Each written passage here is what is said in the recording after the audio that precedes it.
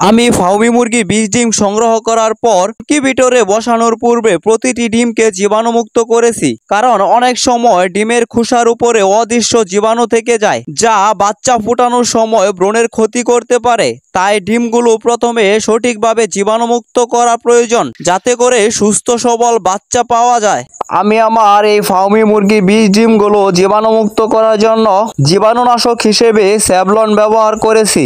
এই ডিমগুলোকে জীবাণুমুক্ত করার জন্য প্রতি ১ লিটার পানিতে স্যাভলনের ক্যাপ দিয়ে ২ ক্যাপ পরিমাণ স্যাভলন ব্যবহার করতে হবে। প্রথমে আমি হাফ লিটার পরিমাণ পানি নিয়েছি। হাফ লিটার পানিতে স্যাভলনের ক্যাপ দিয়ে ১ ক্যাপ পরিমাণ স্যাভলন পানিতে সুন্দরভাবে মিশিয়ে নিলাম। এরপর স্যাভলন মিশ্রিত পানিতে ফাউমি মুরগির ডিমগুলো কিছুক্ষণ ভিজিয়ে সুন্দরভাবে পরিষ্কার করতে হবে। লক্ষ্য রাখতে হবে যাতে ডিমগুলো পানিতে বেশিক্ষণ না থাকে। পরিষ্কার করার পর ডিমগুলোকে একটি পরিষ্কার কাপড় দিয়ে ডিমের গায়ে লেগে থাকা পানিগুলো সুন্দরভাবে মুছে ফেলতে হবে। সুতি কাপড় দিয়ে পানিগুলো মুছতে সমস্যা হলে পানি থেকে ডিমগুলো উঠিয়ে আধা ঘন্টা ফ্যানের বাতাসে শুকাতে হবে।